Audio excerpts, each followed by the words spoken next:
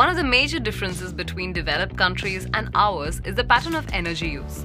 They use a lot more to fuel their decadent lifestyles. And if we're to become the golden bird of the world again, we need to generate and consume a lot more power too.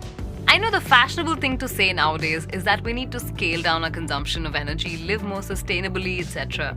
But that's not going to happen. Neither China nor us are going to sacrifice development at the altar of carbon. Currently, we depend on coal to produce the bulk of our energy.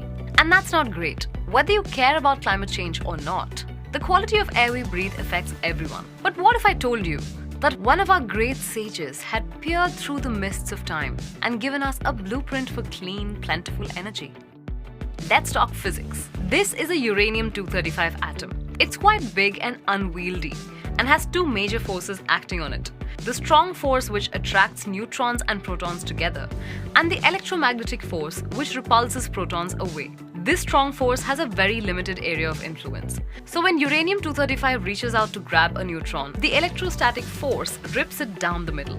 The fission products zip away from each other at 3% of the speed of light. The process also creates 3 additional neutrons. In order that they don't fly away, we have to slow them down. And this is accomplished by surrounding the fuel with water. These slow neutrons then fizz other uranium-235 atoms. The process repeats and we have a chain reaction on our hands. And remember how temperature just means kinetic energy of particles? Well, the fuel starts to heat up, and this heat is carried away by the water to generate steam. The steam turns a turbine, and the turbine fairy then creates electricity. This process is used in almost every nuclear plant around the world. The only problem is that uranium-235 comes along with non-fissile uranium-238, which constitutes 99.3% of the mix. So we have to enrich uranium-235 to around 3% to be able to use it with regular water. In India, we decided we didn't want to go through that process, so we use heavy water instead of light water, which got us and our friends in trouble with the United States a couple of times. But that's a different story. India has another problem. We only have 2% of the world's reserves of uranium. And remember, only 0.7% of it is the good stuff. We do, however, have a lot of thorium. Almost a third of the world's total supply is to be found in the form of monazite in the sands of Kerala. Thorium is not fissile, but it is fertile. When you bombard it with a neutron, it undergoes beta decay twice to become uranium-233, which, you guessed it, is fissile. This kind of reactor is called a breeder reactor because it produces more fissile material than you initially started with. The fact that thorium cannot be used for nuclear weapons is great because it means we can make nuclear energy universally available. In fact, when I heard the news that the North Koreans hacked into our systems to extract information about thorium power, I was like, why don't we just give it to them? There are many types of reactors being designed and tested that run on thorium. The most exciting amongst which are the molten salt reactors. In conventional reactors, the water has to operate at 200 to 300 degrees Celsius. And because water boils at 100 degrees, it has to be kept under high pressure with pumps to maintain it in a liquid state. If the pumps fail, the water will expand suddenly, flash into steam, and lead to an explosion. MSRs avoid this because the salt can remain liquid up to temperatures of 2 to 3,000 degrees Celsius. So this removes the need for high pressures. There are also intrinsic safety features, like a plug of frozen salt, which melts when the reactor overheats and drains the fuel into storage tanks where the reaction will stop. They could also help us solve the water crisis for good by allowing for cheap desalination of seawater. There are quite a few drawbacks to this technology for now. The molten salts that act as fuels cause corrosion in the tubes, which is a problem because then they need to be replaced. And for that, the reactor would have to be shut down. But we seem to be developing countermeasures against this. From simply using thicker tubes to different materials to trying to reduce the oxidation properties of the molten salt.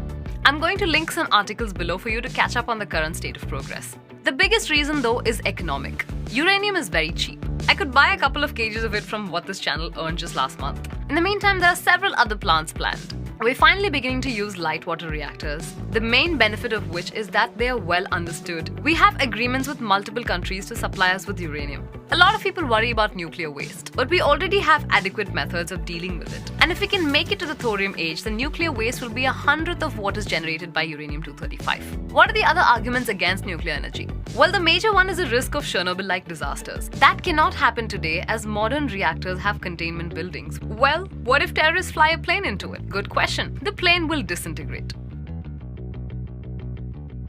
What about using the fuel to create weapons? Can't happen. You need to enrich the fuel to 85% uranium-235 for it to be weapons grade. And if you can enrich uranium, well, you can get uranium from anywhere. It's in the very soil you're standing on. You don't need to get it from nuclear fuel. We need to give nuclear energy an image makeover. I mean, look at this. I can feel my DNA breaking down just by looking at this picture. Instead of nuclear power, can we just call it fission energy? It avoids most of the negative connotations around nuclear weapons and sounds nice and clean, like you're on a silent lake. Fission. And this ridiculous symbol, let's replace it with a clover. We'll import some from Canada and plant them all around nuclear reactors. What about the colors? This kawaii color palette should go a long way towards ensuring that people feel more secure around fission plants. Let's also make these cooling towers works of art so that they add to the landscape instead of looking vaguely foreboding. So are we ready to usher in a new golden age of thorium-based nuclear energy in our country? It is there if we want it. The things I think may hold us back is a romance for solar and wind energy. I think they're a big part of our future, but they do not provide the consistent power that civilization needs to thrive. The hardest thing we have to do sometimes is to be rational despite the feeling in our gut. In human interactions, our instincts serve us well. But in matters of science and policy, an objective look at the evidence is often the path to prosperity. As the world increasingly looks to decarbonize, nuclear technology is our best bet for cleaner air and a safer planet. If you're interested further in this topic, there are links in the description where you can learn a lot more. I hope you guys enjoyed this video. Like, share, subscribe, and start a conversation below to get more videos like this in your recommendations. I'll see you really soon.